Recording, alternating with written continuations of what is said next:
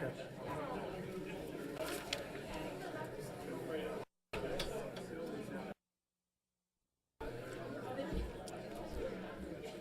evening, ladies and gentlemen. Good evening. My name is George Wolf, I'm Lower Paxton Township's manager, and I will briefly summarize tonight's business meeting as the supervisors take the podium. Ceremonially this evening, the Board of Supervisors will act on promotions in the Lower Paxton Township Police Department, and that will be followed by the oath of office to the newest K-9 in the township's police department. Under old business, there will be a resolution authorizing the preparation of standard operating manual for the fire services and rescue services in Lower Paxton Township, and that will be followed by a presentation by representatives from Raftellus Financial Services regarding Phase 2 of the township's stormwater feasibility study in regard to establishment of a potential stormwater utility fee. Under new business, there is a resolution which has been proposed by the Historic Committee, respectfully asking that the Board of Supervisors change its name to Historical Commission. There is a change order then with J.O. Bradley Construction Company for the 2018 sanitary sewer project. That will be followed by action on a request for proposals for as-bid sanitary sewer plans for a Beaver Creek and a Paxton Creek mini basin project. The board will then act on a resolution authorizing the submission of a grant application for the PA DCNR program to establish for funding to rehabilitate the Friendship Community Center water slide. And then the board will authorize a lease with Bank Capital Services LLC for a Timco street sweeper. Turning the page, the board will act on an amendment to the scope of services for the 2017 audit. That will be performed by Zelenovsky Axelrod.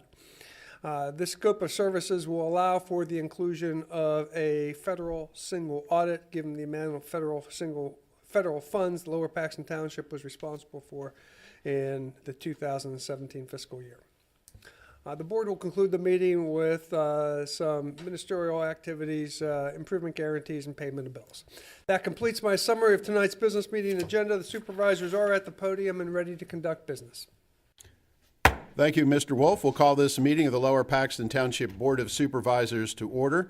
We'd like everybody to stand, and Mr. Judd will lead us in the Pledge of Allegiance. I pledge allegiance to the flag of the United States of America and to the republic for which it stands, one nation under God, indivisible, with liberty and justice for all. We will move now to the approval of minutes for the December 12th, 2017, December 19th, 2017, and January 2nd, 2018 meetings. Is there a motion to approve those three sets of minutes?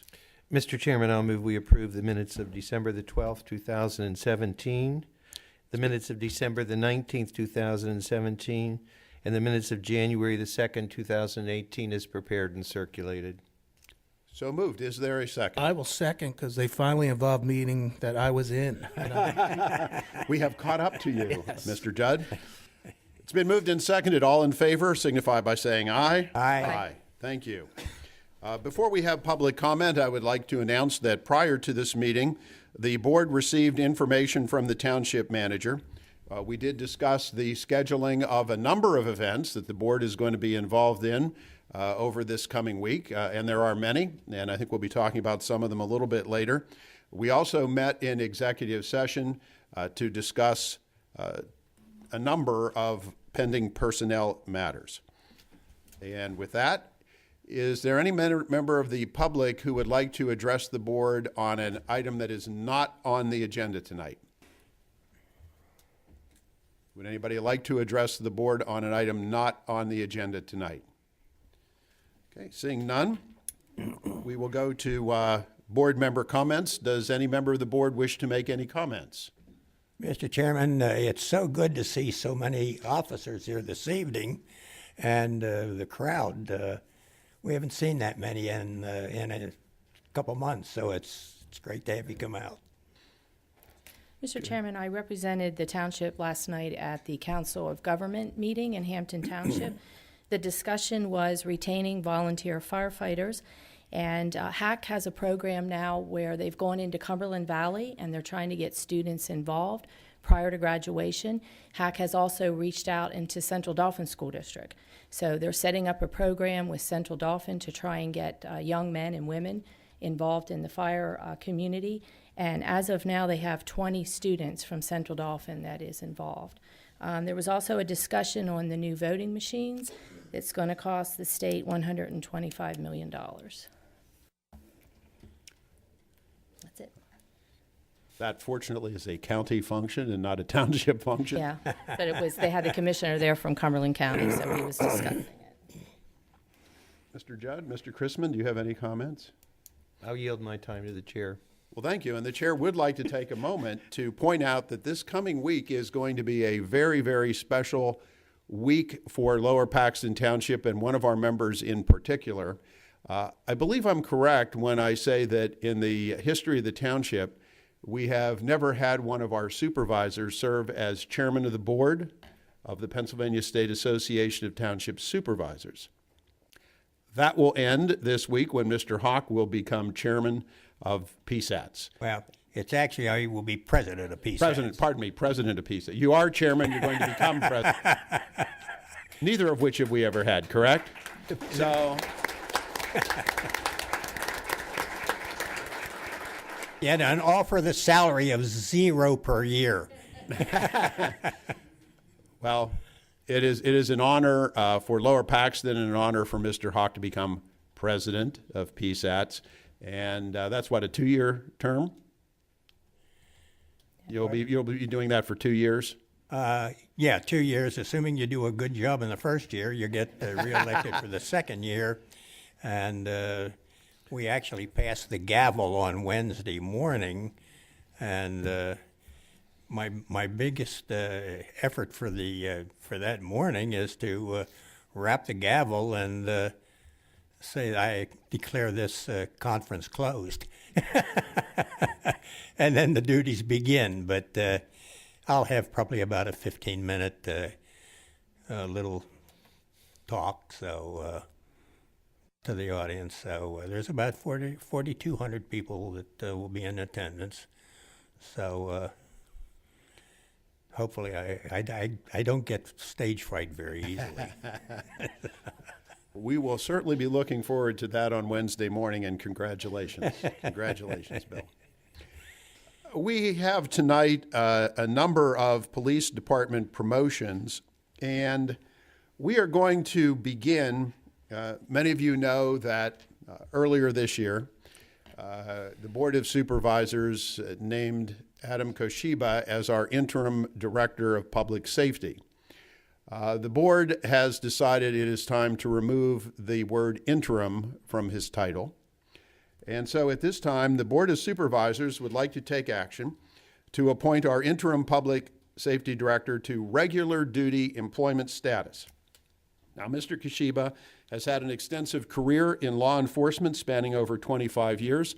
He most recently served as commanding officer of Pennsylvania State Police Troop H out of Harrisburg, where he oversaw a team of over 400 enlisted and civilian members. Mr. Koshiba held the rank of captain as Troop H commander, and he began his career with the Pennsylvania State Police as a trooper in 1993. Mr. Koshiba also serves as chief of the Maytown East Donegal Township Fire Department and has been active with that fire department since 1995. Mr. Koshiba's public service and emergency management background have been a very welcome addition to Lower Paxton Township. And so on behalf of the Board of Supervisors, the Lower Paxton Township Police Department, township staff, and township community, we're going to welcome Mr. Koshiba to our police force in regular duty status as our public safety director.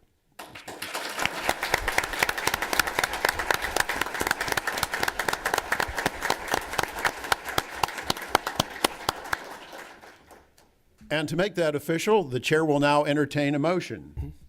Mr. Chairman, I'll move that we approve the appointment of Adam Koshiba as our regular duty status as Lower Paxton Township's Public Safety Director. I second the motion.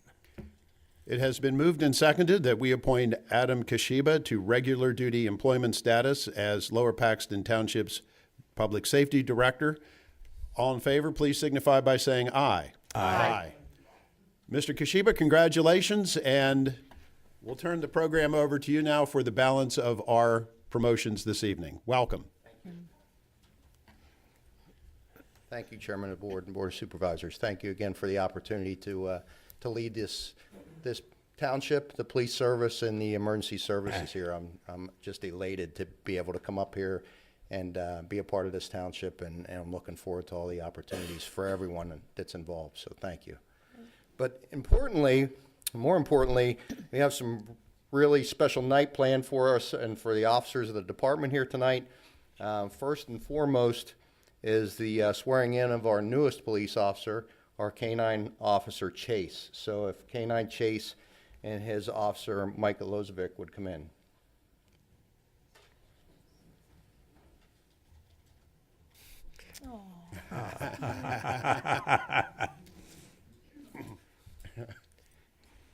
K-9 Chase is a 14-month-old German Shepherd Belgian Malinois mix who was born in the Czech Republic. K-9 Chase will be completing an extensive 5-week training program with his handler at Castle K-9 in Mechanicsburg, Pennsylvania later this week. Subsequent to Chase's graduation from the Castle K-9 school, K-9 Chase will serve the Lower Paxton Township Police Department as a dual-purpose K-9. Certified both in narcotics and patrol duties, K-9 Chase will assist his partner, Officer Michael Lozovic, on a routine basis. With that said, I would like to have his K-9 handler read Chase's oath of office. Get him to do that. Raise your right paw, right? One of them. This is for Officer Chase. So I'm Michael Lezovic for Chase, being duly appointed as a police officer of the Township of Lower Paxton in Dauphin County, Pennsylvania. Do solemnly swear or affirm that we will support, obey, and defend the Constitution of the United States of America and the Constitution and laws of the Commonwealth of Pennsylvania and the ordinance of the Township of Lower Paxton. Canose. We will uphold, obey, and enforce law without consideration to a person's race, color, sex, religious creed, sexual orientation, age, national origin, ancestry, handicap, or disability, and we will discharge our duties as a police K-19 with honor and fidelity.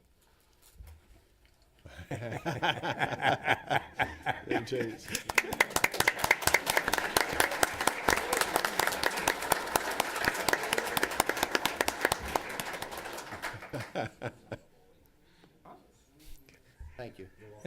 K-9 Chase and his handler will be back in later on for pictures with the. So the way we're going to proceed with the promotions is I would ask that as I call your name, the promotee, you would come up next to the podium. I'll share some information about the promotee, and they will take their oath of office. So Sergeant Richard J. Needham, Jr., please come forward.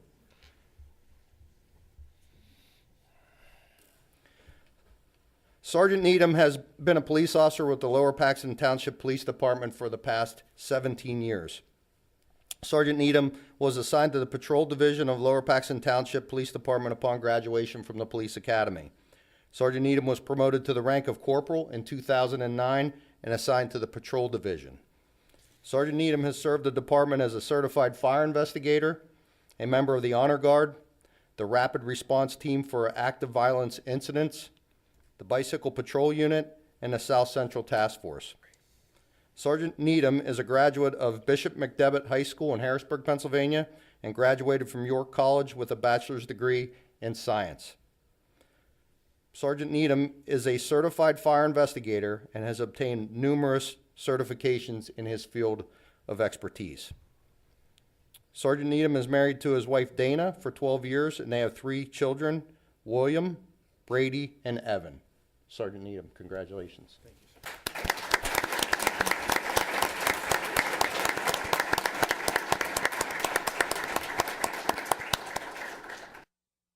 I, Richard J. Needham Jr., do solemnly swear that I will support, obey, and defend the Constitution of the United States of America and the Constitution of the Commonwealth of Pennsylvania, and I will discharge with fidelity the duties of Police Sergeant for Lower Paxton Township as so empowered by the Second-Class Township Code, as well as all obligations, duties, and responsibilities now vested and conferred upon or imposed by the Lower Paxton Township Police Department by law.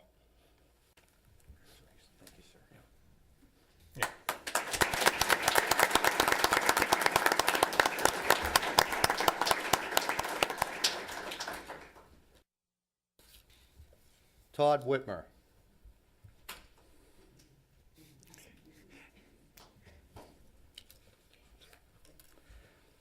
Sergeant Whitmer has been a police officer for the past 18 years with the Lower Paxton Township Police Department. Sergeant Whitmer was assigned to the Patrol Division as a patrol officer in September of 1998 and remained there in that assignment until November of 2002. In November of 2002, he was assigned to the Criminal Investigation Unit here in the Lower Paxton Township Police Department as a detective.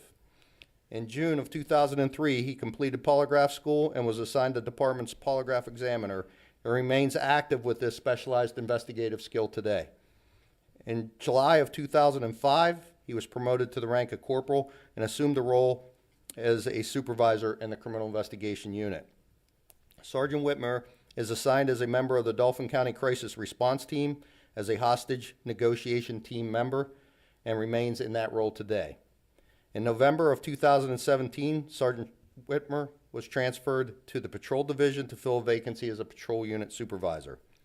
Sergeant Whitmer is a graduate of the Mansfield University of Pennsylvania. He obtained his bachelor's degree in 1992. Sergeant Whitmer graduated the Harrisburg Area Community College, Public Service Center, Municipal Police Officers Academy in 1998. Sergeant Whitmer graduated from the Northwestern University Center for Public Safety and School of Police Staff and Command in 2016. Sergeant Whitmer resides in Hershey, Pennsylvania with his wife and 2 children. Congratulations, Sergeant Whitmer.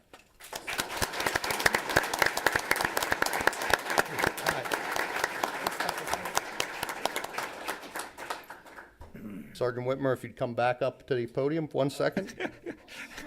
Come on, Todd. Not over yet. Not over yet, all right. All right.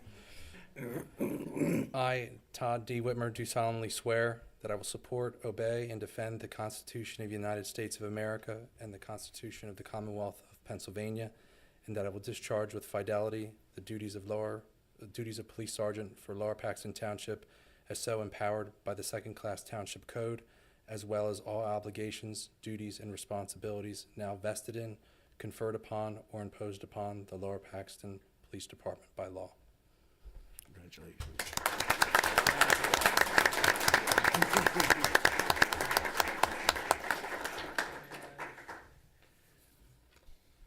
Chad W. Miller, please come forward.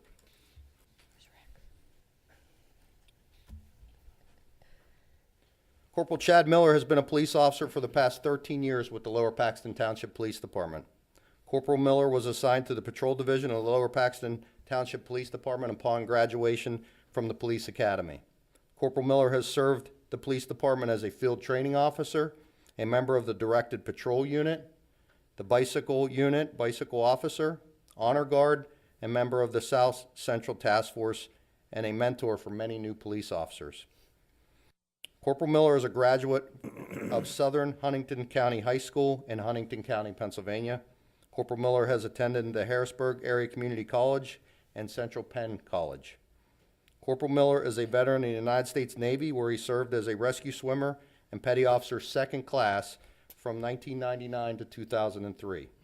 Corporal Miller was deployed to Iraq in 2003 and remained in country for 6 months. Corporal Miller's specialized education as a standard field sobriety training instructor and canine handler has served the department well over the years. Corporal Miller is married to his wife Corey for 19 years, and they have 3 children, Ethan, Madison, and Emma. Congratulations.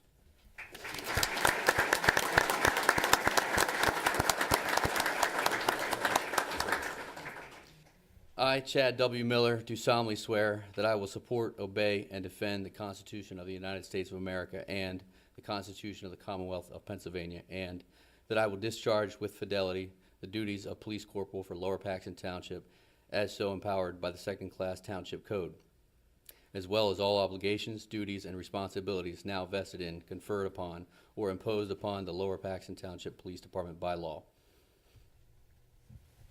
Thank you, sir.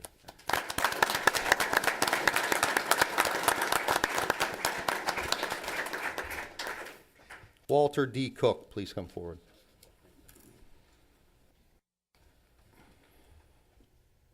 Corporal Walter Cook has been a police officer for the past 15 years with the Lower Paxton Township Police Department.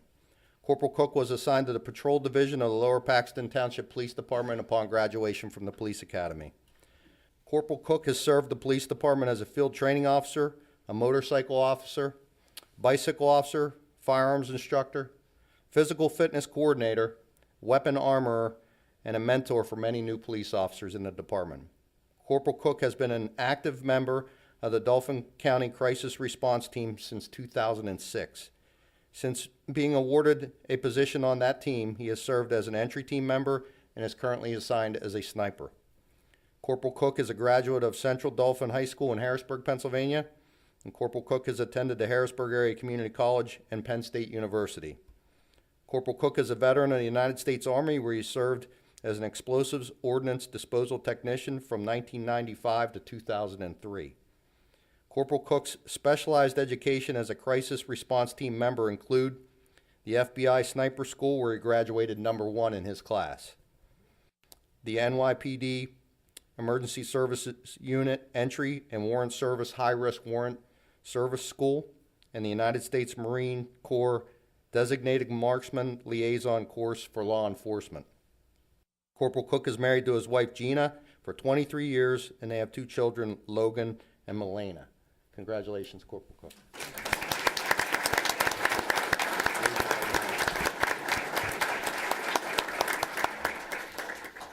I, Walter D. Cook, do solemnly swear that I will support, obey, and defend the Constitution of the United States of America and the Constitution of the Commonwealth of Pennsylvania, and that I will discharge with fidelity the duties of Police Corporal for Lower Paxton Township as so empowered by the Second-Class Township Code, as well as all obligations, duties, and responsibilities now vested in, conferred upon, or imposed upon by the Lower Paxton Township Police Department by law.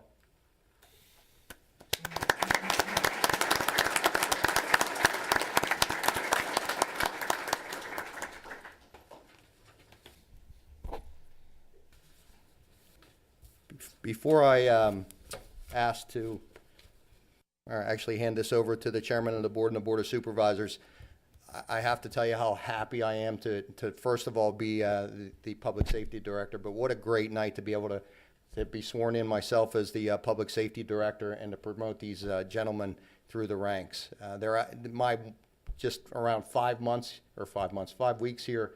I've seen what outstanding individuals they are. They're going to be great supervisors. I look forward to them being future leaders of the department.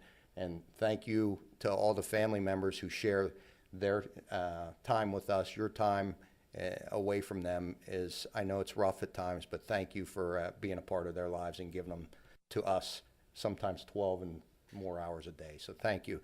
And without further ado, I'd like to ask that the chairman of the board of supervisors, I believe, would like to present the gentlemen with their certificates of promotion and any photographs then thereafter in front of the group.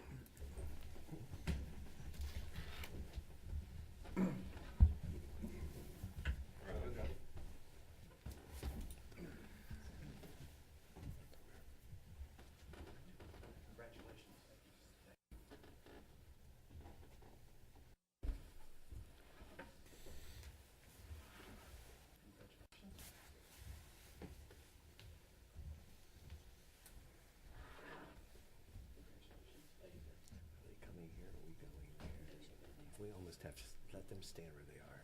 We'll go to them. Sure. We'll go this way. Let's let the board offer their congratulations. Go ahead. And we will be at your disposal for whatever you we bringing our other newest officer back in? Yes, we are, yes.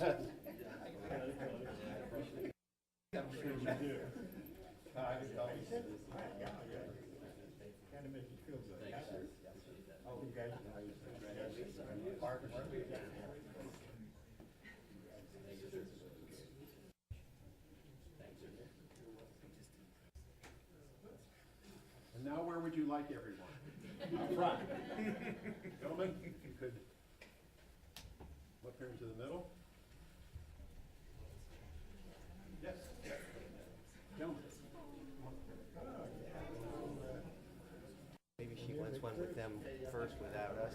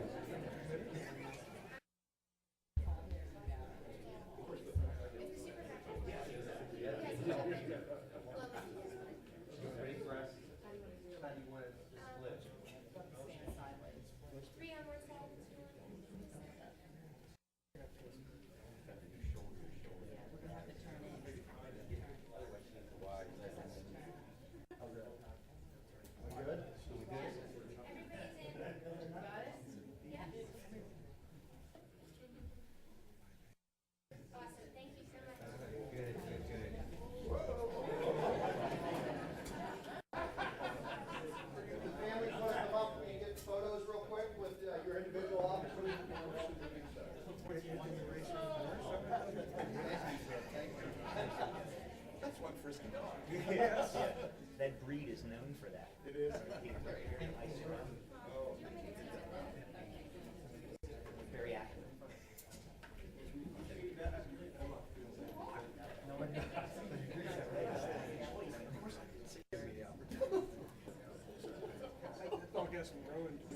Yeah, it does.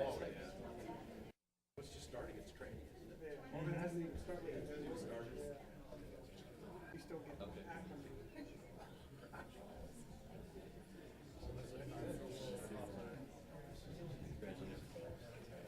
Mom and Dad involved. Come on, Smiley, get up there.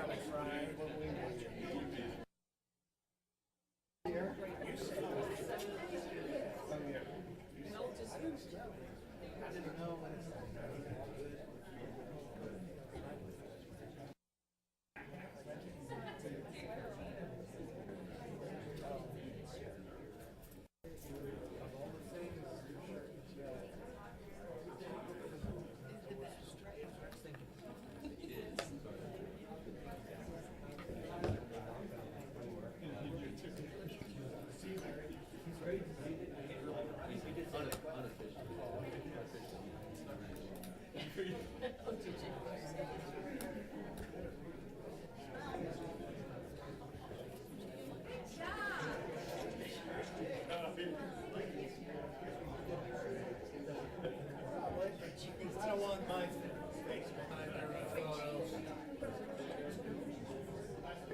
Oh, yeah. Sit down. You're not in the photo. I would be in the photo. You can sit.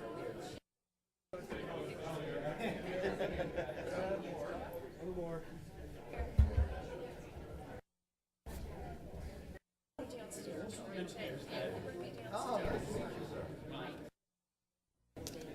Yeah. Did I get it? I don't want to get in that picture.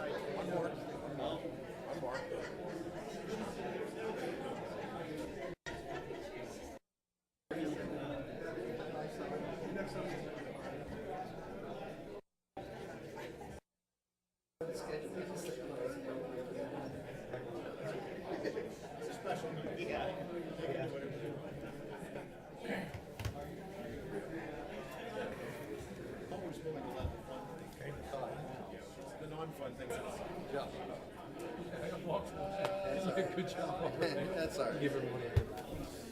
Yeah, I know.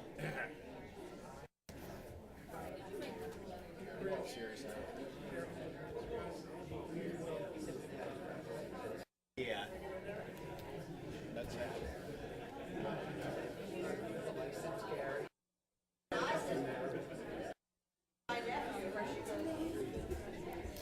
He liked you.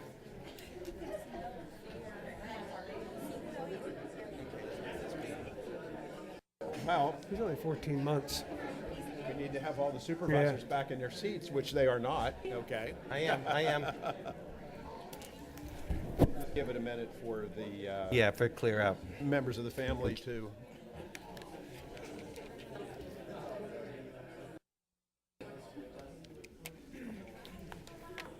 Mr. Director, do you have any additional comments for us? I do not. I'm just going to remain in case there's some questions about the upcoming resolution. Oh, okay. Well, that will be under old business. We have the manager's report in the interim. George, do you have a manager's report for us? I have just some brief items to report for our community's information. Board members, as you are very well aware, this coming Sunday in Coons Park from 1 to 3, the Colonial Park Rotary Club will rededicate the bocce courts. Bocce courts were installed, 8 to 10 years ago in Coons Park, and they were very popular for several years, but last couple years, they haven't been well used. Colonial Park Rotary has rehabbed the courts and plans to start bocce leagues in Coons Park this spring and summer. So bocce rededication in Coons Park Sunday from 1 to 3. Board members also, we will have our Arbor Day ceremonies at the Heroes Grove facility in Brightville Park on Tuesday at 6:30 p.m. We will be recognizing Lower Paxton Township as a Tree City, USA, and doing Arbor Day ceremonies, which include Girl Scouts who have planted trees and will help the Shade Tree Commission with its tree planting. Then board members on Saturday the 28th at the Friendship Center in Brightville Park, there will be a family day which will include a chili cook-off and a children's yard sale and a unique vehicle display. Music and food and fun from 8 until 1 p.m. So Saturday the 28th at the Brightville Park facility, Friendship Center, and we will have chili and cars and children's yard sale and music and 4 hours of fun. Wow, sounds great. Thank you, board members. Thank you, Mr. Wolf. We will now move on to old business, and we will take under consideration Resolution number 2018-20, authorizing the preparation of a standard operating manual for fire and rescue services, and Mr. Kashiba would like to brief us on that. Thank you, Chairman. So the standard operating manual that we're going to be working on with the Public Safety Committee and the Fire Chiefs and Emergency Services is a list of, it's not all-encompassing because it's forever changing, but it's a baseline for all the township fire departments and EMS to work off of in a guideline, if you will, for everyone to be on the same page when it comes to dealing with emergency services in Lower Paxton. The first of which we did accomplish in the way of the apparatus usage policy. We met and came to an agreement on that. That is part of the overall operations manual, and we will be working in the future on several other policies, numerous policies that will go into that manual to bring all the fire departments together on the same page. Very good. Any board member questions or comments? I just wanted to thank you, Director, for updating that, and I think you did a great job. Thank you, ma'am. sorry. Once we approve this tonight, what is your estimated time of prep and returning it to us for approval? I know. We're going to work diligently to try and get those standard operating guidelines accomplished.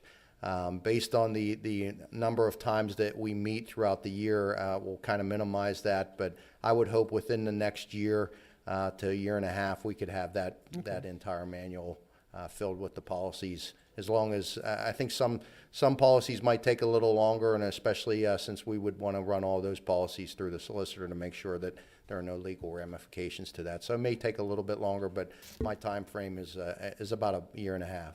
Okay. Then I think it was very wise that we made him permanent. Yes, yeah, we need him around for a while to get this done. Ready for That and many other reasons. Anybody else have any questions, Mr. Judd? Mr. Hawk? Okay, I believe we have no additional questions for you. That brings us to the point of whether or not we have a motion to approve Resolution 2018-20. Mr. Chairman, I'll move we approve Resolution 2018-20, authorizing the preparation of the standard operating manual for fire and rescue services as presented by Mr. Kashiba, with a limit of a year to a year and a half for completion. I will do The my last part best, does sir. not need to be included in the motion, sir. Yes, the last sentence is not part of that. I'll second. It has been moved and seconded then by Mr. Judd. All in favor? Well, before we move any further, I guess, is there any public comment or questions? We do want to provide opportunity for that. Yes, sir. You have to come up. Yeah.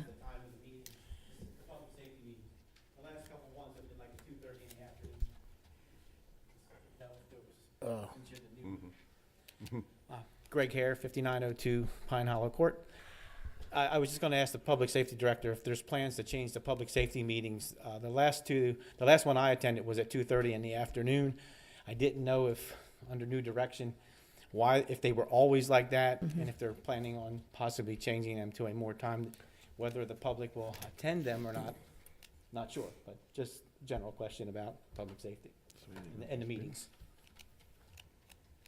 All right, sir, to answer your question, we did have some discussion about the changing of the times, and that discussion will be ongoing especially with the fire chiefs. My understanding is they kind of like the time frames of early afternoon, mainly because their time's limited with their family as it is between work and the volunteer service. So we'll do our best to try and adjust accordingly, but as it stands now, at least for the remainder of the meeting times that are put out now, it'll remain at the current time. I respect the chief's I understand that makes a lot. I never knew why the reason was there, but that makes perfect sense. All right, sir. Thank you. Any additional public comment or questions? We do have a motion on the floor. All in favor signify by saying aye. Aye. Thank you. Thank you. You have a year and a half's worth of work to do now. Work to do, I'm sure. Thank you, sir. Thank you. Okay, we now are going to move to a presentation. We've had Raftalis Financial Services here a couple times. We've been talking about this federally and state mandated stormwater fee, which we have no choice but to proceed with, and we need to move into phase 2 of that. So, Mr. Redling? Good evening, Mr. Chairman and members of the Board of Supervisors. My name is Keith Redling with Raftalis Financial Consultants. I'm here tonight with a coworker you've met before, Ms. Jennifer Fitz, and also Mr. Austin Dixon. And I'll attempt to be relatively brief. Moving to the agenda slide here. The last time I was before this body was February 13th.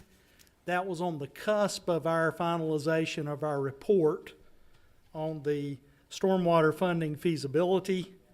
Tonight I'm going to provide a quick overview, much of which is a recap.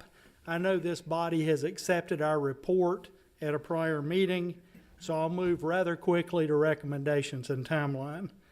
The overview, the township spends a lot of money on stormwater management already, and those costs are going up for the reasons the chairman mentioned. And additional funding is going to be needed. There are limited ways to secure this funding in an ongoing way. The existing program here totals $2.58 million a year, much of which is drainage system maintenance and repair.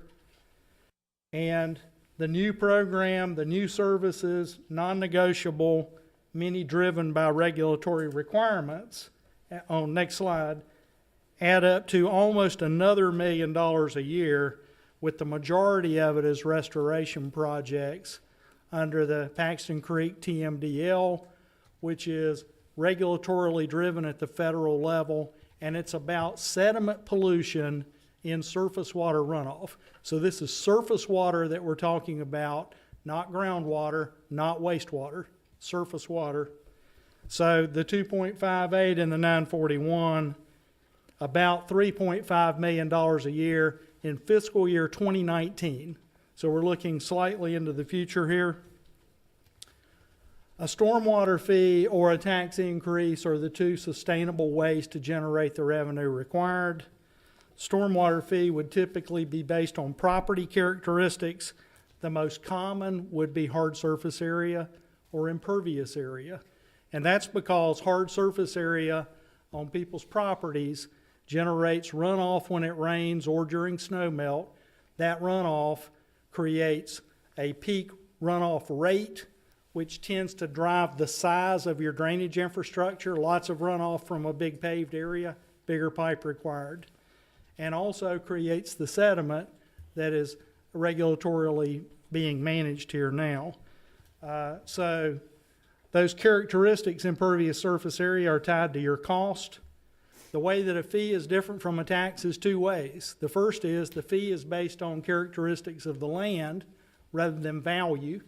The second is the fee is applicable to all properties, not just tax-paying properties. Much of phase one was in estimating how much impervious surface is in the township.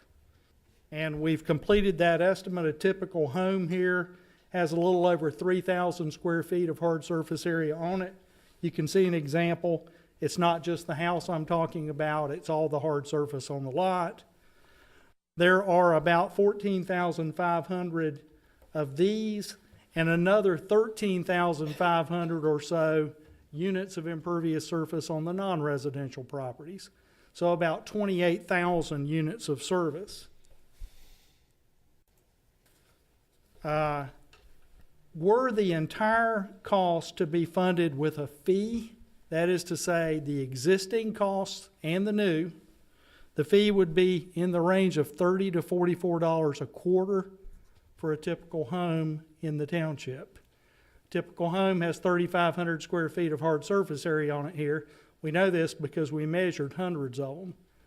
A commercial property with 35,000 square feet of hard surface area, that's 10 times what a house has, under a stormwater fee would be billed 10 times the rate.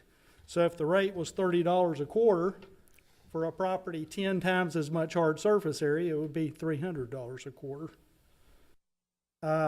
If the entire program were fee funded, then that would free up general fund revenues for this body to repurpose or create the opportunity for a tax cut or forestall a tax increase on real estate taxes.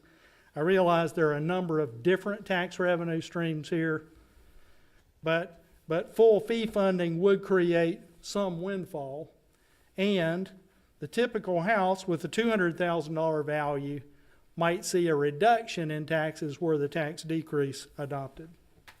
We recommend fee funding. Fee funding's more fair, it spreads out the cost across a broader base, and it generates a predictable revenue stream, which is what is optimally needed for long-term management of the infrastructure and regulatory compliance. Tax funding tends to go up and down based on competing needs, and it's a difficult kind of revenue stream to do long-term capital project planning with. So we recommend fee. If the township goes fee, which means we would need to know you want to do this during the month of April, then we could have a fee ready to go January 1st, 2019. We could have rates ready to establish in November, so this body could undertake those efforts in November. and be ready to go with a fee in place January 1/19, as long as we knew this month. We've provided a proposal to the manager in March to do a second phase of work here that would establish that fee and do all the necessary steps. That would include finalizing rate structure, outreach, measuring all the non-residential properties in the township to get the hard surface area, linking up the stormwater billing data with the sewer system data, refining the financial plan, establishing articles of amendment for the sewer authority to authorize the sewer authority to undertake stormwater activities, and establishing enterprise and rate resolutions to get the sewer authority in place to charge the fee. The cost to do this would be $65,000, and we recommend a small contingency so that if this body, once you're briefed after we've done some more measuring, if you wanted a rate structure on residential rates that was not a flat rate, which is possibly a good idea, we actually don't think it's necessary here, but it would be an opportunity for this body to look at that. If we wanted to have more than one residential rate, we need a little bit of money for data manipulation on that.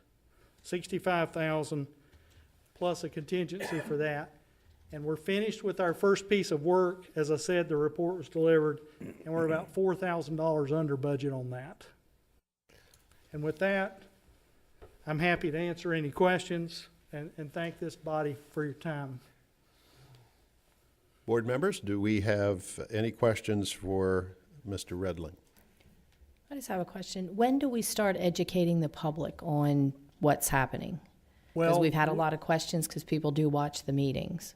we would want to do that pretty quickly. If we undertake a second phase during April, then I would say in June, we would go out and talk with interest groups, because by then we'll have enough of the impervious surface measured that we can talk with folks about approximately what their bill would be under the fee. So a lot of people are interested in this, and what they're the most interested in usually is what the cost is. So we want to do enough data manipulation to be able to answer the cost question, and then very quickly turn our attention to answering those questions with the public. I see now that the non-taxable properties are now included in the fee. Do you anticipate that that could be a hurdle that has to be overcome or convinced? Well, it's not a legal hurdle with the fee. The fee would appropriately apply regardless of taxable status. It is a mindset hurdle, because the tax exempts right now are not contributing toward the revenues for the stormwater management, because it's general fund funded right now. So, for example, I've done similar work for a very long time and worked on about 40 of these now, and I'm working in Carlisle Borough right now on a phase 2 implementation. So recently we had some meetings there with nonprofits and with faith community members to help get them educated on how the fee is different than tax funding and what the impacts are on them. Okay, I know there's a community on the West Shore that's having a little difficulty with a military installation, and they're not too pleased with The federal government is a little bit of a different animal than, say, the faith community. And that is to say that whether the fee is applicable or not, it might be harder for the township to convince them to pay the fee if they didn't want to. I would say also that we do not imagine charging for transportation infrastructure within rights of way. And I believe part of the conflict you're talking about is bills for roadways. And we've excluded roadways from this, which we consider to be the appropriate way to do it, your roadways or anybody else's. So you're saying that the federal government is refusing to pay its fair share of the fee for a project that they have mandated be done? That's correct. And there's a lot of variability in how that happens between jurisdictions. I might have mentioned this in February. We have clients for who have federal installations where they pay their stormwater bill. And we have others where they don't. And there doesn't seem to be a particular rubric that always applies. Well, I don't believe we have any federal installations, do we, George? Post office. Oh, the post office. Nothing Aha. big. Nothing big. Yeah, post office. Board member? Gary? Yes. As we consider this, because it's a major project, I think it's incumbent upon us to include the extra 10,000 for the review of the tiered residential rate, because we're going to have to make a decision which way. I'd like not to go through this and then suddenly sit here and say, gee whiz, perhaps we should look at the tiered residential rate. So I'm going to suggest, and I would recommend and support, that we add the additional 10,000 so that we get the report for the tiered residential rate. I think it's imperative for us to have all the data to make good decisions. Good point. Mr. Judd, do you have any questions? Just on the public outreach, that will be, I think we made that point, that's going to be really important. You understand that. So you were discussing options, or in the proposal, there's options about just meeting of general public meetings or divide them into ratepayer groups. Do you have a history with either one of these approaches, or? Well, I like ratepayer groups plus some general meetings where all members of an advertised meeting where anyone interested can come. And the reason I'd like some targeted ratepayer meetings is that we can address folks who may have similar issues similarly. So, for example, on a general meeting that's well advertised, we might have members of the public who would be residential ratepayers, who would either be flat rate ratepayers or maybe one of three tiers maybe if it went that way. But how that kind of evolves is a little bit different than the way larger commercial ratepayers might see this, because for one thing, their bills will be higher, but they also have a higher likelihood that they have practices on their property that are helping the township with sediment or runoff already, stormwater best management practices. And if they do, they should have the opportunity to pay less because they're mitigating their demand on you for drainage service. So that's going to be a larger component of that conversation. For example, I mentioned Carlisle Borough. They have those big warehouses. And some of those have stormwater controls at the property. The other thing I like about targeted outreach is I mentioned nonprofits earlier. Nonprofits, in my experience, are certainly interested to do their fair share, but they often have long budget cycles and they have a limited ability to generate new revenues. So if a fee like this would require them to generate new revenues, sooner is better than later to have the conversation. So the proposal says a minimum of 4 public meetings. So just as I'm trying to think about, depending on how we break these up to different groups, we've got 4 minimum meetings here. We have to work this out as far as how do we want to break them up, and then how many meetings per group? Yes, and the cost for us, our interest is to not lose money, obviously. And the cost to us is the cost of being here. So the efficient way to do this is that we schedule these meetings every time we're here on site for other reasons, and we can do several almost back to back. And under that scenario, economically, we can meet every group that we need to meet, I believe, and is included in there. Well, and I mean, how many meetings could we have for the general public if we're going to have a couple of specialized ones? I would think 2 or 3 for the general public, plus the specialized ones. Then you're going to have a public hearing in the fall when you're dealing with rates and the details of the rate structure, I believe, Mr. Stein. There'd be a public hearing then. Typically not for a resolution, but it's certainly open to the public and they can make comments. Right. Differentiate your response. You said 2 or 3 because in your task number 4, it specifically says 5 face-to-face meetings. Or is that with us? And I'm just quoting from what you have listed in task Don't have the 4 scope on your in outreach front and of- communications task.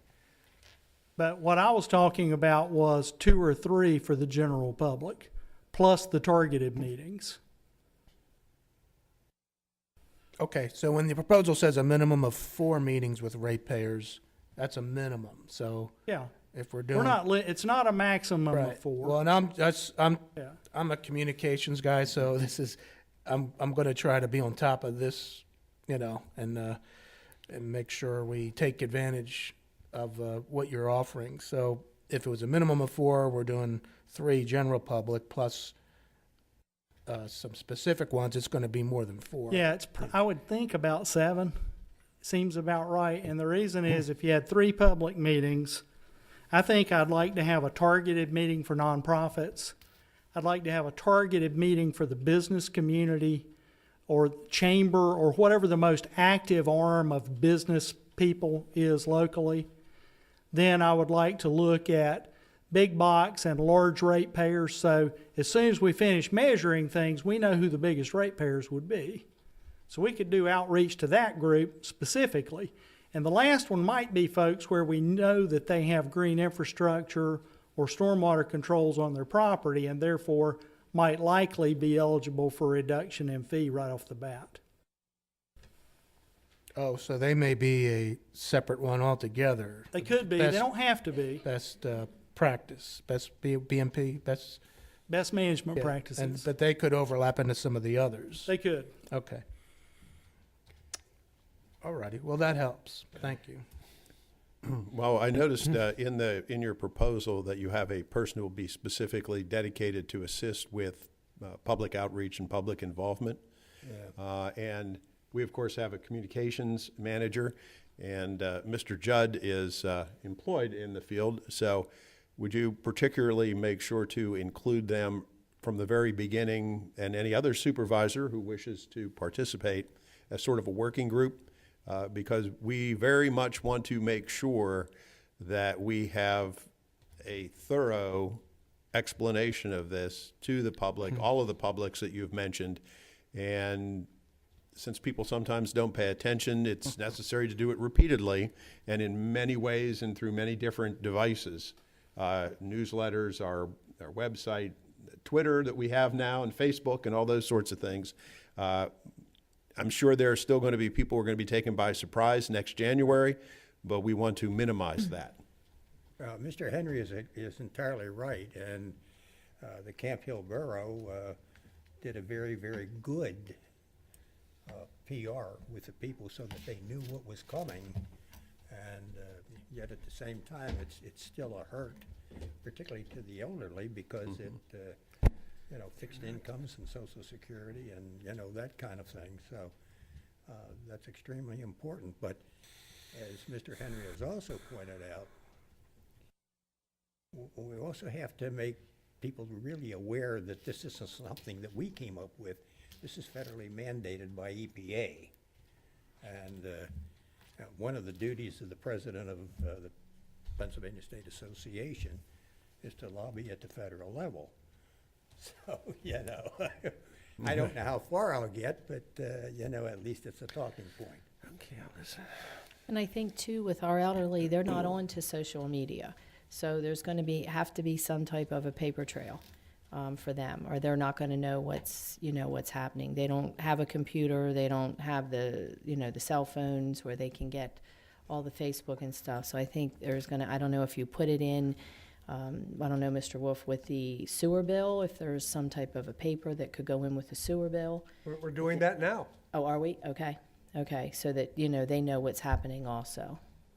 Well, and ultimately, I guess, at least for the general population, as Robin said, we would want to, is it feasible to take advantage of that to put in a specific meeting date and time? Or how else will we get people out, get their attention? Board members, you're actually implementing something you haven't approved yet. I understand. Just want to make sure that it's all Yes, going to that's be true. there when we do have to, approve it. Yeah. we do have to give approval to this, but I wanted to make sure everybody. I don't know when the next time we're going to talk. Well, here's the issue. There'll be a lot of discussion on this. There's going to be multiple discussions on this. However, you indicated that you needed to have an answer in April of this year. in order to have a fee in place January 1st, yes, sir.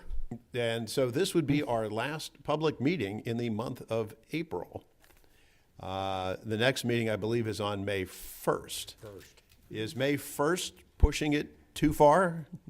Can we make it like April 32nd or something? to give I think ourselves- May 1st and during April are close enough to the same thing that we'd be Okay. okay. The reason I bring that up is this is on the agenda tonight for presentation and discussion, not for action. And in the spirit of making sure that we give everybody thorough opportunity to know what's going on, we'd like to hold it over to the May 1st meeting and take action at the May 1st meeting, if that meets everybody's. Just one point, board members. For that meeting, unless you so desire, I would not expect Raftellus representatives to be in attendance. We've heard their presentation multiple times now, so, and I don't, unless anybody specifically wants them here. Oh, just a question of clarification then, because in the task force, or in the task number 4, which is the one we've been talking about with regard to the minimum of 4 meetings with the ratepayers, and then the others are identified below, is there a max? Since this is going to be a contract that we're going to be signing. There's I a pra- prefer to have it flexible so that we, in fact, are able to assess our community to determine our specific needs, especially as it's been questions have been raised with regard to how we're going to contact, and what our exchanges will be, whether it'll be drop-ins, whether it'll be selected meetings, whether it'll be established, whatever it's going to be. I'd like to know what the parameters are going to be. Well, the reason that we didn't put too much detail in there is because we thought we would need to collaboratively arrive at a strategy that worked best here. That's and fine. I think part of this dialogue has suggested that that was true. Mm-hmm. Now, in terms of whether there's a maximum, the maximum is really dictated by our ability to provide the service without going under doing it. So there is a maximum.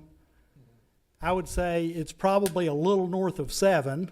Okay. Maybe 8 or 9 meetings is about all I could imagine we could do without being And over we'll only have budget. 8 months. Right, Yeah. exactly. Yeah. Unless there are other parts of the job that go very, very smoothly. And there are parts where we have to do our best guess of how hard something would be. Integrating a charge for property area to the sewer bill, for example, the sewer bill's not designed for that. And that's always a little bit of a roller coaster ride every job. Right. So I'd say there's a max, it's under 10, it's above 7. And that's fine. I'd like to know what that flexibility is, just so we're working together. You do this every day, so your assessment of what will be needed obviously will be built upon the variables that exist in our community. So that's fine. Thank you. I just have one other question. Is EPA, is there a time limit on when they want you to implement this stormwater? EPA does not get into the business of saying by when you have to establish your funding stream. So the TMDL that you live under has a number of regulatory requirements over time, and I'm not familiar with those. Your own staff has more detail on that than I do. We have a TMDL and an NPDES permit that will be issued that will give us 5 years to meet a 35% 5 years to meet a 35% reduction in sediment in Paxton Creek and a 10% reduction in sediment township-wide. Okay. Any additional questions? No, I'm good. Okay, well, thank you very much. We will then place this on the agenda for May 1st. Thank you, Mr. Chairman. Thank you. That moves us now to new business, and we have before us Resolution 2018-19. We want to change the name of the Lower Paxton Historical Committee to the Lower Paxton Historical Commission. Mr. Murphy. And we have the whole committee here. We have part of the committee here tonight. Yeah. Now, besides the name change, also I think you have a handout for our mission statement and for our goals. Yes. We just wanted to get all those approved. But first, I'll have everybody introduce themselves. Bill Minsker. Hi, Christy Kessler. David Doyle. And Joe Murphy. Now, how do you want to go forward? Well, I guess my first question is, you want to rename it a commission. Why the rename? We, in our very first meeting, it came up with the members of the committee that they felt commission was going to be more toward our ultimate goal or ultimate mission in education of the residents of the township. In one of our primary things is finding those historical buildings that we want to work on preserving. We've already given a list to the community development that they're starting to work with, so we can preserve those buildings that we don't want to lose, that are what we would call historic buildings. So it was overall thought by everybody on the committee, they all voted unanimously, that the name committee didn't really cover what our mission was going to be, but they felt commission better covered that. Okay. Any thoughts, questions, comments? If that's what y'all want, I think that we would be fine with that. The resolution, does the resolution encompass the goals and? There's a separate sheet, I think. I know there's a separate sheet, Yeah. but that's, okay, the resolution just simply changes the name. That's all. Okay, so we would take that first. Any additional public or board comment on this? Joe, I have a question. Joe, does it help with the name commission for application for grants as opposed to committee? I would think that it does, but.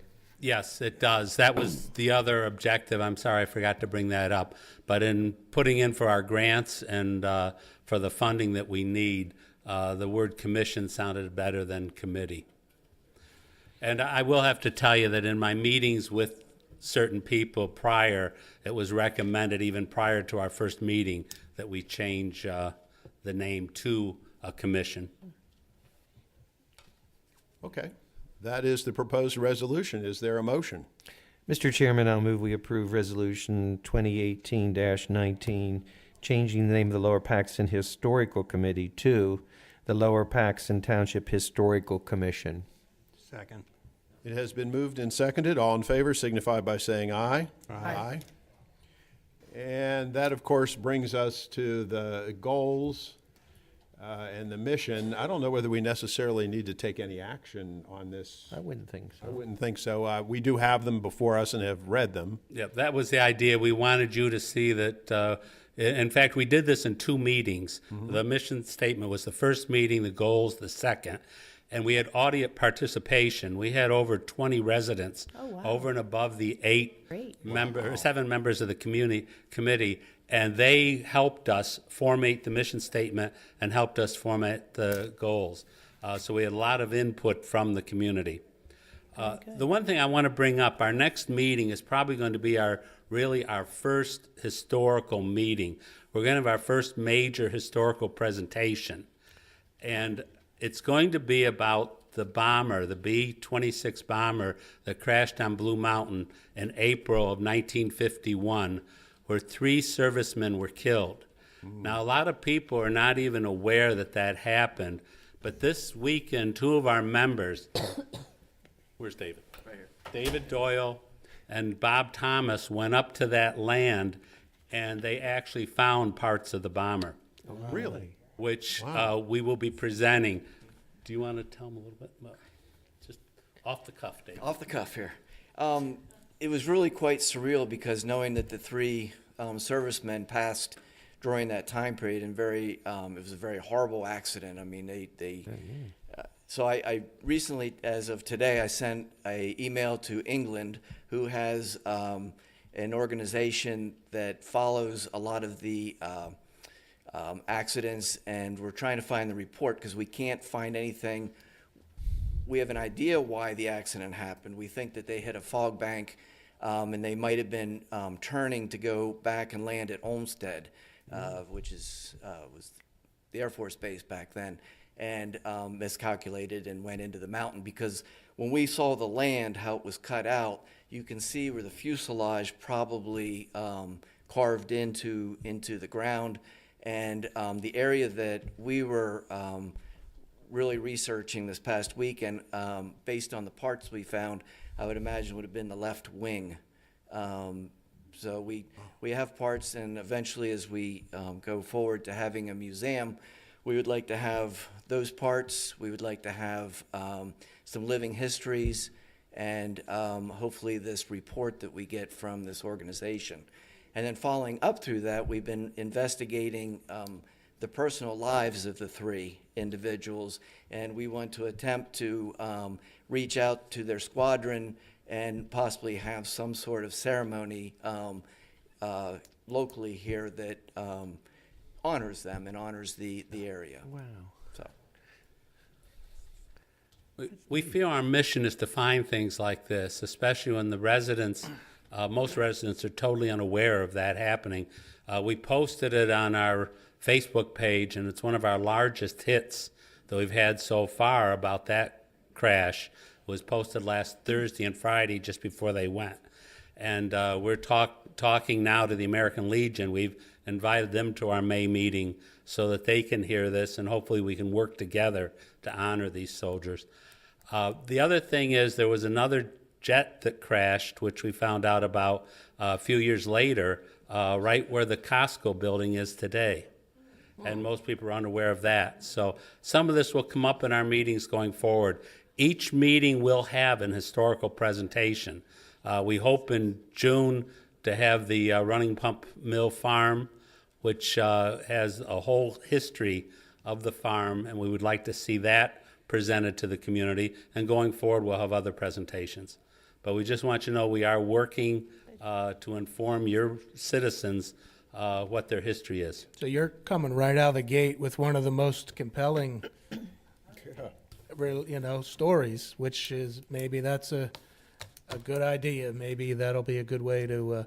Will you do any media outreach? You're doing so much work. We already have sent press releases to the Patriot, and I met with the Paxton Herald yesterday. They're going to run the announcement 3 times between now and the meeting, and then we will be contacting local TV stations. And if you could get somehow track down information on the flyers and even some family members or anything like that. We have their names. Only one of them was married, but we do have their names, and that's been posted too, and we've sent, that's going to be actually, when our name change shows up on the web page, there is an article out of the paper about the accident that will also be on the web page, along with the announcement of the meeting. Do you have any genealogy? They're working on it. Yeah, so there's always one somewhere, and increasingly more than one, and that would be great. Well, that's wonderful. Yeah, so that's what we're doing. We just want you to know we aren't sitting around. You're off to a very fast start. Thank you for your efforts. Mr. Murphy, the next meeting then is May 3rd? May 3rd. It's at 6 in this room.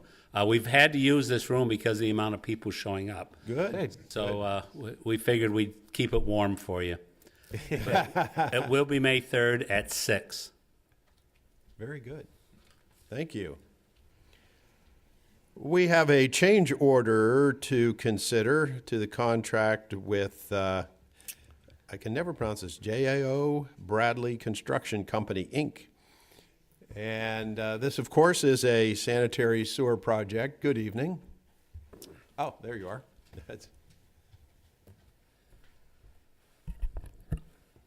Chairman and members of the board, we present for your consideration change order number 1 for the township's 2018 sanitary sewer replacement project. Just a brief refresher, this project was bid in March, and the award was to JOA and Bradley at the board's March 20th meeting. There's various project locations throughout the township. We're doing some work that's associated with the Capital Beltway I-83 project where we have to move some facilities. We're also doing some miscellaneous cleanup from some other projects, but the bulk of our work is located what we refer to as the Trunk A sewer behind Sheets on Linglestown Road.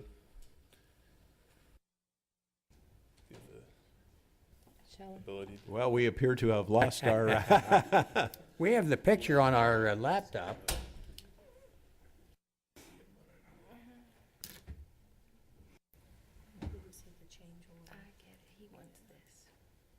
There's the sketch. It's on our laptop. There we go. Although it might be There hard you for go, folks yeah. to see. Yeah, if you can expand it as much Yeah. as possible.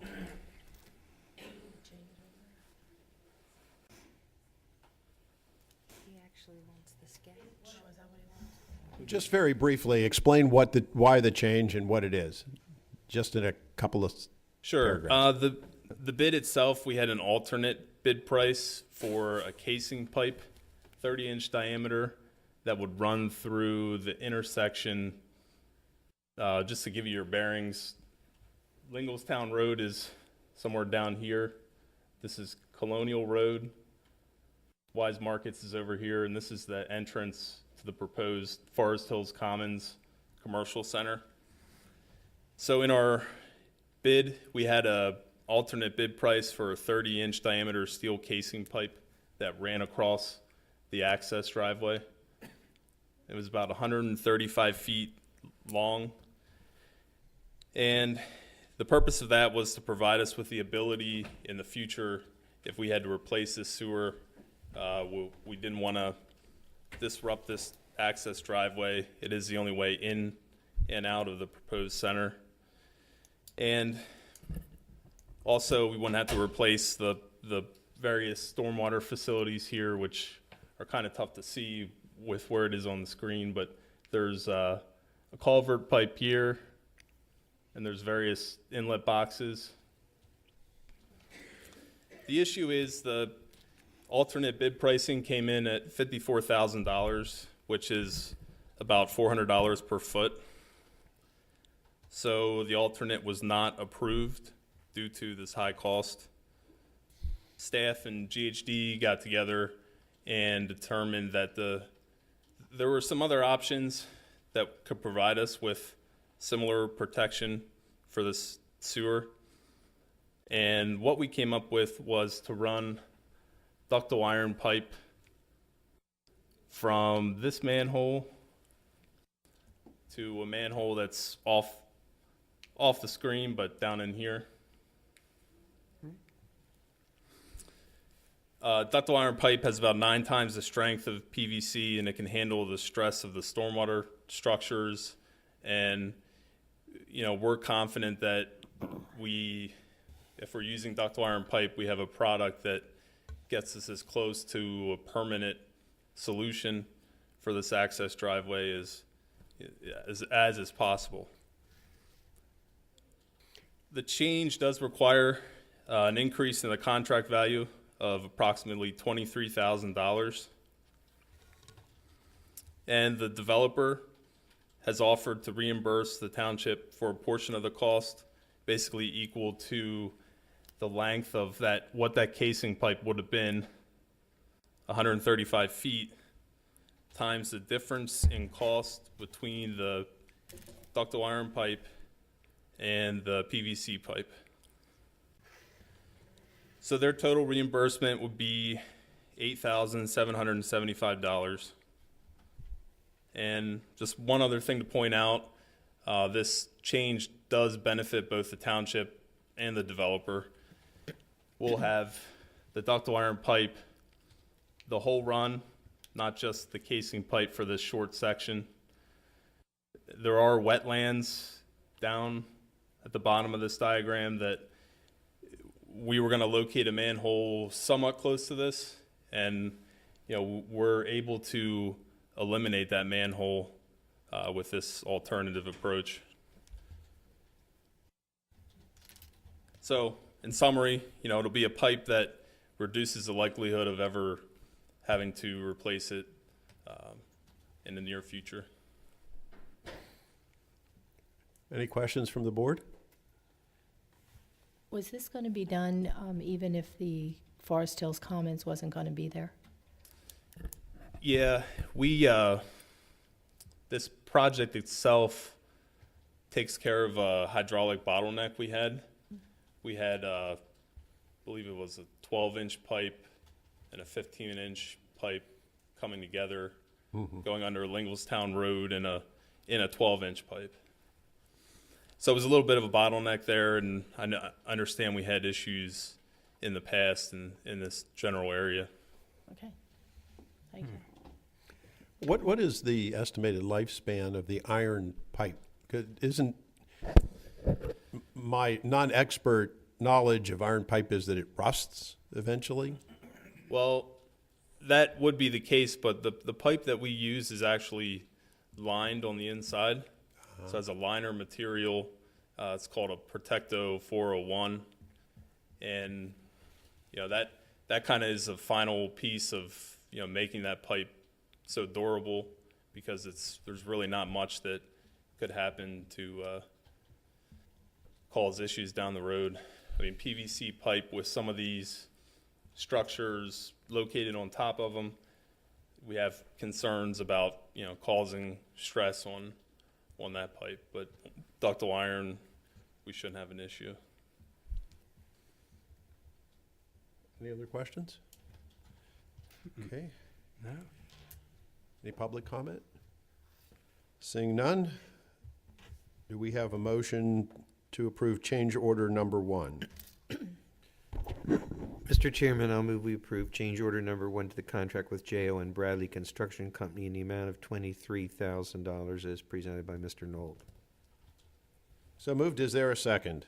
I'll second it. Second by Mrs. Lindsay. All in favor signify by saying aye. Aye. Aye. Change order is approved. And Mr. Knoll, we will keep you there for action on a request for proposals for an as-built sanitary sewer plans for, and I won't go through all the letters and numbers, but you can explain to us what we're planning to do. Sure. Chairman, members of the board, we present for your consideration the results of a request for proposals for land survey services. The scope includes the collection of data required for the preparation of our as-built drawings. We recently completed 3 different mini basin projects. We had the BC 4A, 4B, 4C, the PC 4A, and the PC 4C, 4E project. So we felt like it was a good time to kind of bundle those 3 projects together and get some survey grade location and elevation on those 3 projects. We had 332 manholes total, so we expected to get some pretty good pricing. You can see in your memo that we received what we think is very favorable pricing. It's right around $100 per manhole surveyed. So what we're recommending is that the board award Part A to Burgett and Associates from New Bloomfield, PA, and Parts B and C to Navarro and Wright of New Cumberland, PA. The total amounts are as follows. Part A, which is BC 4A, 4B, 4C, is $17,400. Part B, which is PC 4A, is $3,400. Part C, which is PC 4C 4E, is $9,600. So the total for all 3 parts would be $30,400. And the last thing to mention is that we have allocated funds for this work in our 2018 budget. So I can answer any questions. Questions from the board? I see option 1, Tim's going to save the township $2,900. Yeah, when we put this out, we didn't really intend to break it up.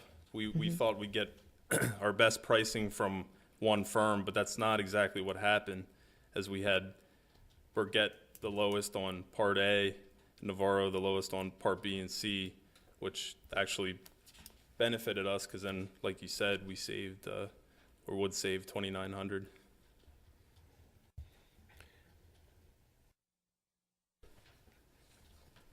Mr. We, Christmas? we have worked with Navarro and Wright. I'm familiar with them, and I know that the township has worked with them and has been successful. Have we, or what experience do you have working with Burgett and Associates? I'm unfamiliar with them. Maybe others are, but I am not. We haven't had a whole lot of experience with them. We were trying to expand our pool a little bit of surveyors, and we have a staff member that has used them in the past on his projects. So these were just cost proposals, but we did go the next step with Burgett and Associates since we didn't work with them before. And they provided their qualifications and their similar project experience. And really there was nothing that we saw that, you know, would throw up the red flags that they couldn't do this kind of work.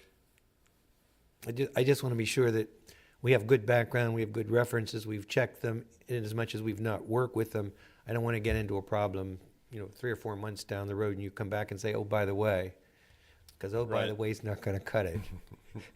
Has GHD had any findings with them? I don't believe so, because they weren't on our list of typical firms that received the invitation. GHD has not worked with this firm, but they have done work for PennDOT, other engineering firms. Okay. So we know the board loves to get the least cost for the best service. So our staff member said, look, these guys have done a good job. They have a low overhead, and their cost for services. So give them a chance. Yes. Yeah, give them a chance. I'm okay as long as staff is okay to move forward with them. Okay, otherwise I think you would have raised the flags here or before you got here.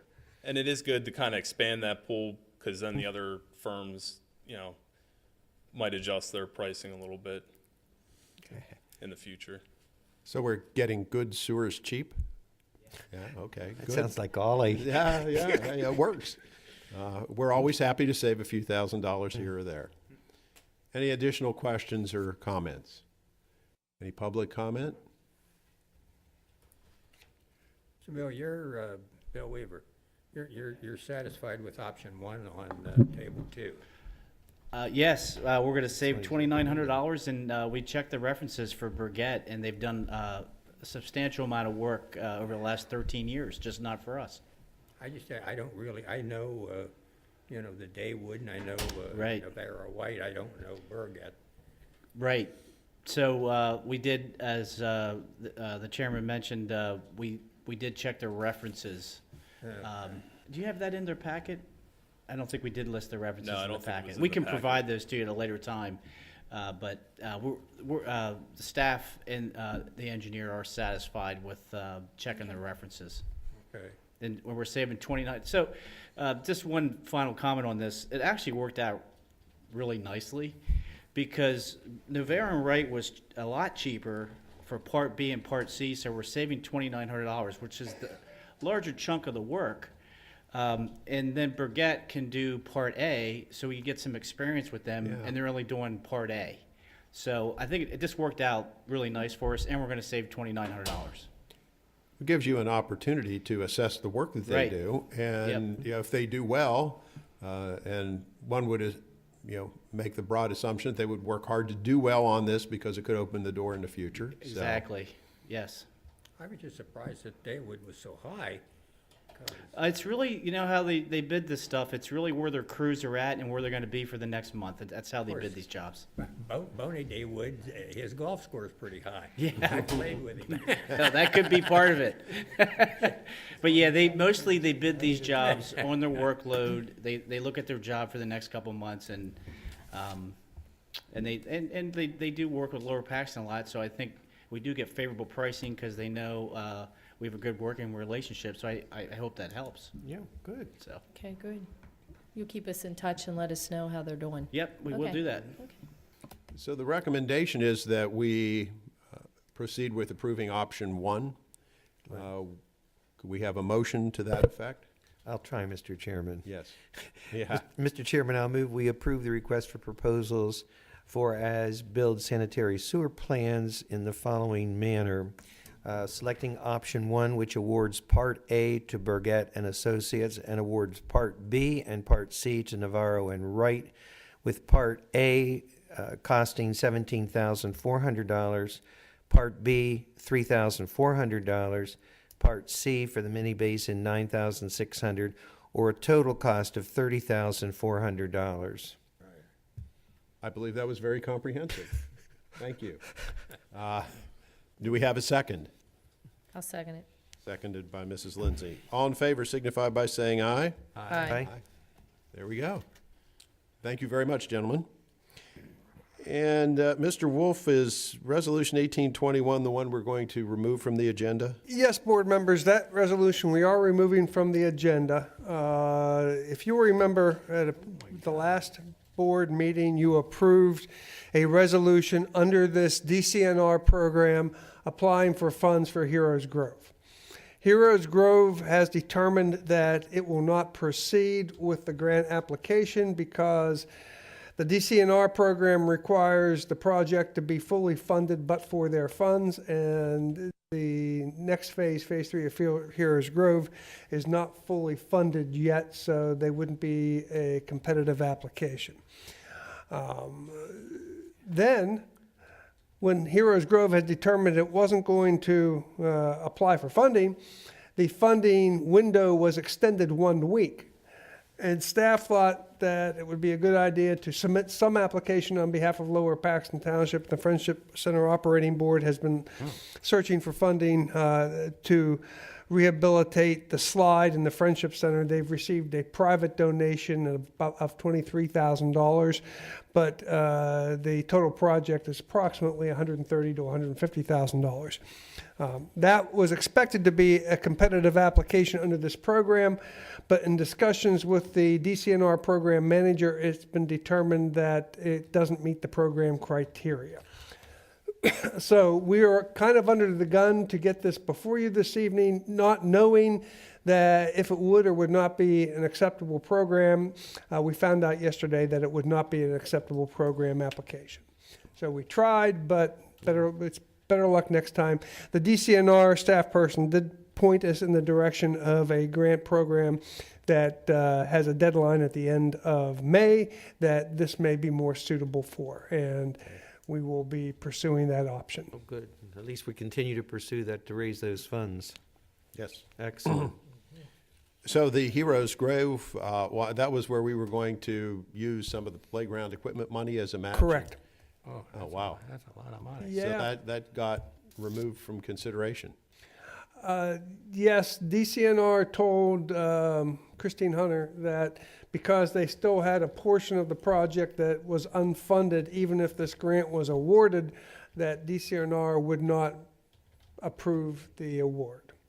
It has to be fully funded but for their funds. Right. Yeah, I think they were minus, am I right, Lumen, 130,000? Something like that. I think it was 130,000. Well, maybe by next year we'll be in a position to move forward on that. Okay, with that, we will go to item E, Resolution 2018-13, authorizing a lease with Bank Capital Services LLC for a Timco street sweeper. We've been trying to do this for a couple of meetings. We're going Yes. to do it tonight. Yes, board members, this is on your agenda this evening. I apologize, the lease document is not attached. We attached that for a previous meeting. There's been minor changes to the wording in the document, but the terms are pretty much the same. It's a 2018 Timco 600 sweeper for a 36-month lease. 3 annual payments of $67,577.73. The equipment cost is $194,634. Total lease payments will be approximately $202,000. Are we replacing one? Yes. Okay, so we're replacing one. This price does include the trade-in of an existing 10 or 12-year-old street sweeper. So that one was not leased before? It probably was, but the lease was paid off. Okay. Okay. 3-year leases, so it would have been. And these are all lease to own. So at the end of the lease, we own the equipment. It doesn't go back. Oh, good. Mr. Wolf, our payments, the 67,577, that's 3 payments in a given year. No. Three annual. years. Correct? Yes, And then we're finished at the end of year 3. correct. Okay, good, got it, thank you. Any other questions for Mr. Wolf? Any public comment? Seeing none, a motion to approve Resolution 2018-13 would be in order.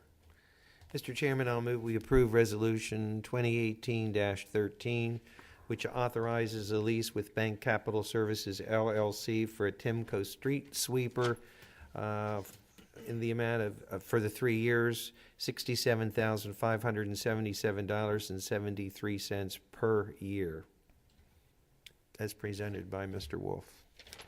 Is there a second to the motion? Second. Second by Mr. Judd. All in favor signify by saying aye. Aye. Okay, that will take us to item F, and we want to amend the scope of work with Zelenkowski Axelrod LLC for the 2017 fiscal year audit to include a federal single audit. That sounds exciting, Mr. Wolf. Yes, board members, it is exciting. I was surprised that we would have to perform a federal single audit. Lower Paxton Township itself received and spent no federal funds. However, the Winfield Street project, which is wrapping up over on the other side of Route 22 off of Hawks Road, was funded in part with federal Community Development Block Grant disaster relief funds obtained by Dauphin County. And Lower Paxton Township, although not receiving those funds, authorized their expenditure.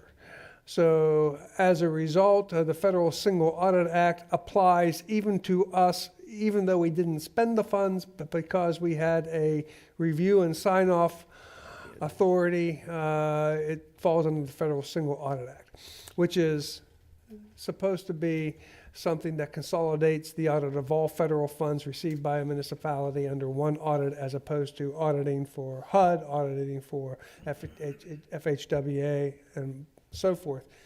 However, a municipality that doesn't have any federal funds and has to do a federal single audit, there is an additional cost. And that's $4,500 to $5,500 per ZNA. $4,400 to $5,500.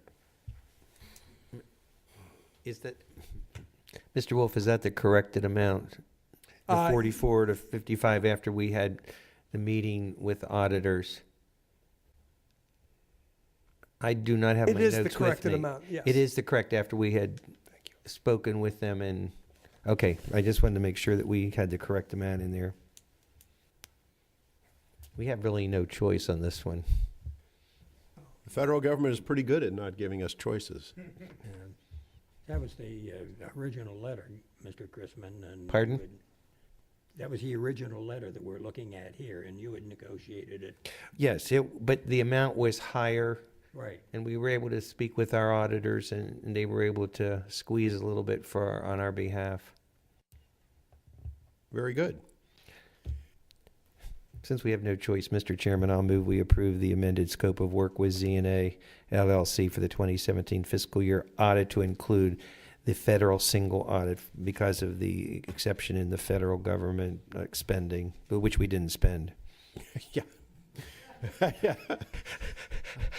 Somehow Shelley, that right? makes federal government sense. Is there a second to that motion? Second. Seconded by Mr. Hawk. All in favor signify by saying aye. Aye. Aye. Well, let's see. Subdivision and land development plans. I don't see anything highlighted here, Mr. Wolf. We have none this evening. That is exceptional. Thank you. That brings us to the payment of bills for Lower Paxton Township and the Lower Paxton Township Authority. Madam Treasurer. Yes, I make a motion we do payment of bills for Lower Paxton Township and Lower Paxton Township Authority. Assistant Treasurer, make the second. I'll second. It has been moved and seconded that we pay the bills for Lower Paxton Township and the Lower Paxton Township Authority. All in favor signify by saying aye. Aye. Aye. And of course, our next business meeting will be on Tuesday, May 1st, 2018 at 7 p.m. And if there are no further announcements from the board, we'll entertain a motion to adjourn. So moved, Mr. Chairman. All in favor? Aye. Thank you. Have a nice evening. Am I not? Oh, my. That letter